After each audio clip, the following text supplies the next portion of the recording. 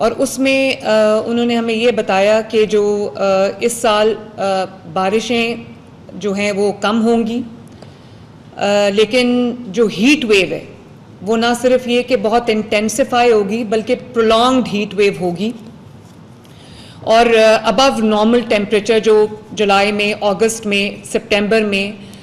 अगले 3 महीनों में जो नॉर्मल टेम्परेचर्स होते हैं रिकॉर्डेड उनसे अबव जाएगा। और कुछ तो एरियाज़ में, फॉर एग्ज़ाम्पल जैसे हमारे साउथ पंजाब के कुछ एरियाज़ हैं, इवन सेंट्रल पंजाब के कुछ एरियाज़ हैं, उनमें 52 से ऊपर जाने का, 52 और 55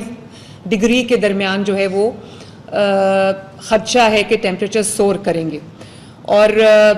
जो रेनफॉल है मानसून में वो मोर और लेस लोकलाइज्ड होगी, जिसके अंदर some parts of northern Punjab, specially जो पूरी पोठोहार की बेल्ट है, पिंडी डिवीज़न के कुछ एरियाज़ हैं, उनमें वो कहते हैं कि जो रेनफॉल है वो क्लाउड बर्स्ट की सूरत में और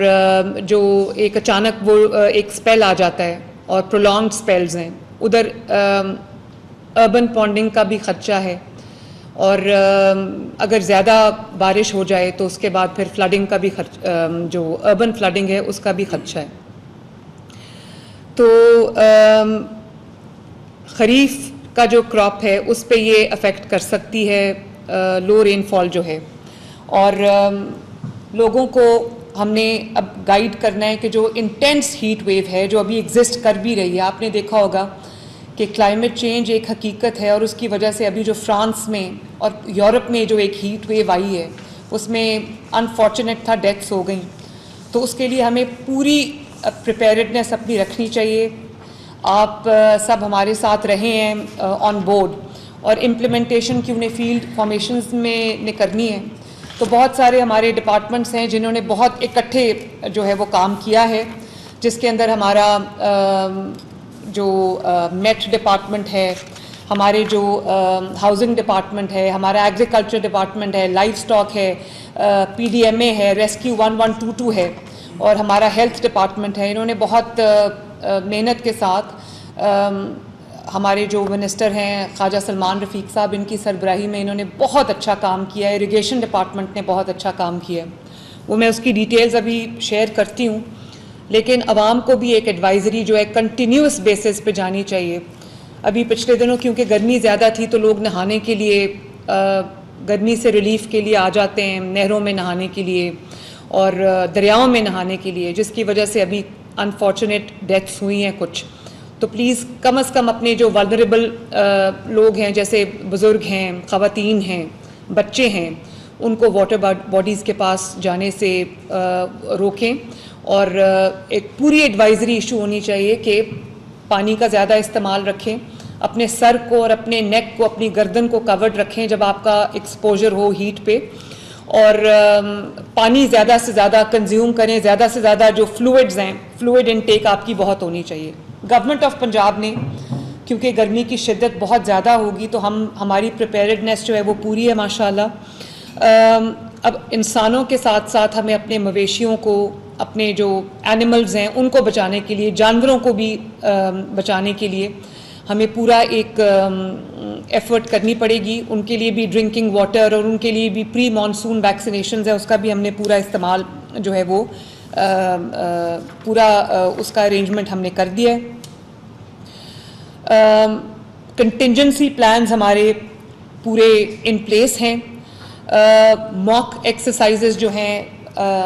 रेडीनेस एक्सरसाइजेज जो हैं वो मई 25 से शुरू हो चुकी हैं। तमाम डिस्ट्रिक्ट्स जो हैं वो अपनी मॉक एक्सरसाइजेज को कंटिन्यूड रखें। तमाम डिप्टी कमिश्नर्स भी अपनी मॉक एक्सरसाइजेज कंडक्ट कराएं और रेस्क्यू 1122 जो है वो अपनी जो मॉक एक्सरसाइजेज है उसको कंटिन्यूसली करे। वो अर्बन पॉन्डिंग के लिए भी, अर्बन फ्लडिंग के लिए भी, हीट वेव के लिए भी, और खुदा न खास्ता अगर फ्लड जो है वो आता है। पिछला जो हमारा साल था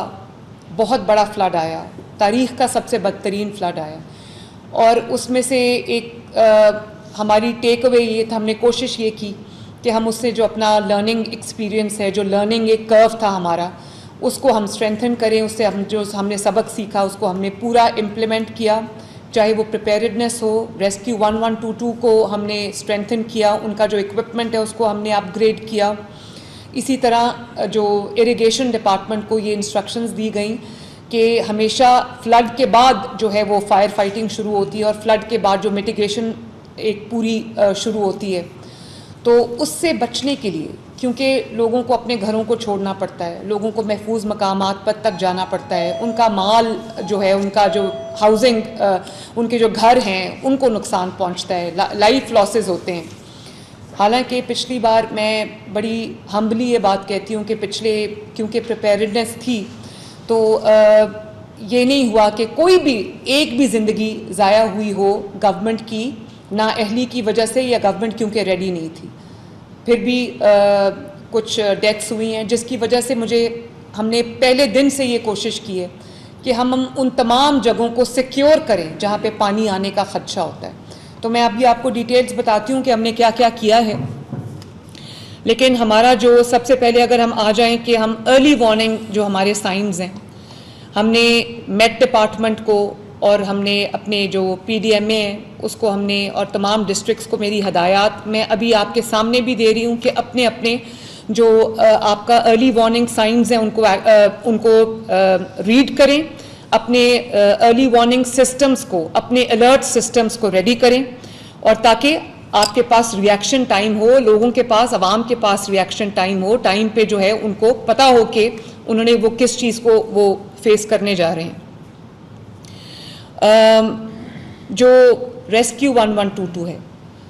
पिछली दफ़ा भी फ्लड में उन्होंने बहुत अच्छा काम किया। उनके जो डॉक्टर रिजवान यहाँ पर मौजूद हैं, इन्होंने भी अब जो प्रिपेयर्डनेस का लेवल दिखाया है उसके लिए हमने पूरा साल काम किया। ये कोई अचानक जो है वो ये चीज़ सामने नहीं आ गई। मुझे याद है कि पिछले फ्लड में जब मैं बोट में बैठी रावी में, तो बहुत बड़े स्केल का फ्लड था, मैग्नीट्यूड का फ्लड था, और बीच रास्ते में जाके हमारी जो बीच दरिया में बोट बंद हो गई, क्योंकि जो डेब्री है वो आता रहता है जो बोट के इंजन में, और उसके बाद वो जो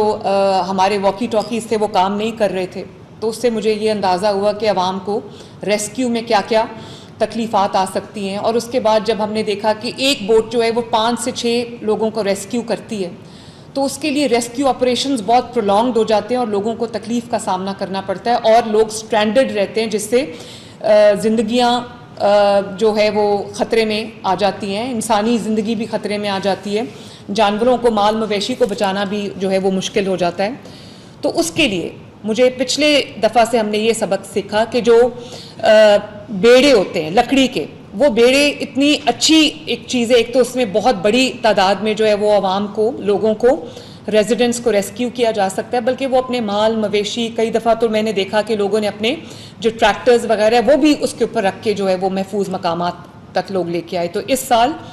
हमने हर डिवीज़न में वो बेड़े जो है वो ख़रीद के, बनवा के प्लेस कर दिए हैं, और इसी तरह हमने जो अपनी प्रोक्योरमेंट्स हैं वो कंप्लीट कर लिए हैं। By the end of July इंशाल्लाह ताला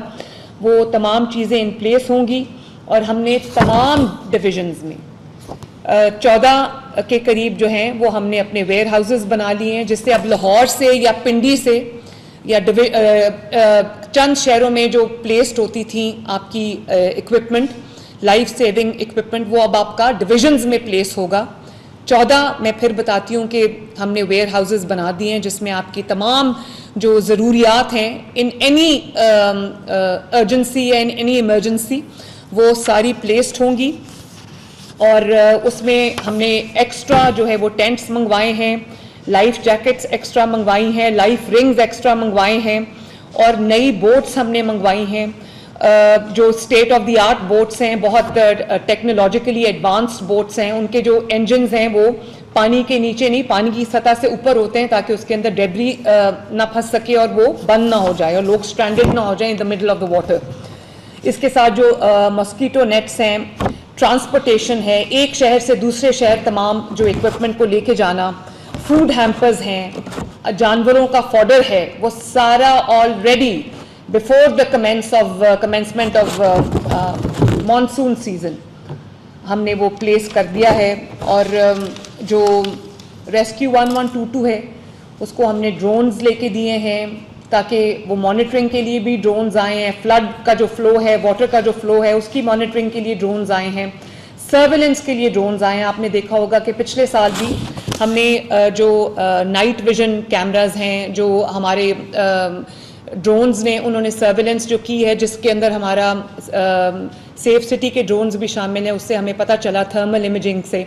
कि रात के अंधेरों में भी कहाँ कोई जानवर स्ट्रैंडेड है या कहाँ कोई इंसान स्ट्रैंडेड है, आवाम में से कोई स्ट्रैंडेड है, उसको हमने रेस्क्यू किया। रेस्क्यू के लिए भी हमारे पास जो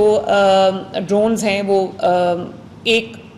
उसका जो लोड बेयरिंग कैपेसिटी है वो अच्छी है, तो अगर कोई स्ट्रैंडेड हो उसको हम ड्रोन से भी उसको रेस्क्यू जो है वो किया जा सकता है। मॉक एक्सरसाइजेज रेस्क्यू 1122 की भी जो है वो हो रही हैं माशाल्लाह, और कंटिन्यूसली हो रही हैं। इनको भी हदायत जारी कर दी गई हैं कि अपनी जो मॉक एक्सरसाइज है उनको जारी रखें, ताकि किसी भी जो हमारे कंटिजेंसी प्लान्स हैं और किसी भी अनटूवर्ड सिचुएशन में निपटने के लिए हमारा जो रिस्पॉन्स टाइम है वो बहुत क्विक हो और जो हमारा रिएक्शन टाइम है वो क्विक हो। मैंने जैसे आपको बताया कि हमने मास इवैक्यूएशन के लिए हमने अपने बंदोबस्त कर लिए हैं। स्विफ्ट मोबिलाइजेशन ऑफ बोट्स और इक्विपमेंट के लिए हमने ट्रक्स ले लिए हैं, 10 के करीब ट्रक्स हैं जिनको डिवीज़न में प्लेस कर दिया गया है, ताकि एक शहर से दूसरे शहर जो है वो अगर लाहौर से कहीं जाने में 6-6, 8-8 घंटे लग जाते हैं, और क्योंकि सैलाब के दिनों में रास्ते ब्लॉक्ड होते हैं,